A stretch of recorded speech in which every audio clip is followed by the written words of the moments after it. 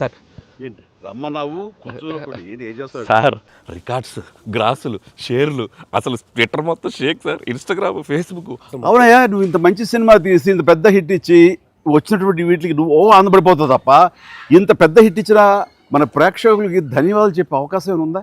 నీలో నువ్వు కూర్చుని హి అంట పెట్టి రా. ఏంటా ఈ పంచాను ఈ షర్టు ఎక్కడ కొట్టుకొచ్చావు సార్ ఏ కొట్లు కొనుక్కొచ్చావు అన్నాను. Sir designer wear sir. అబ్బో చాలే చాలా నువ్వు కూర్చో.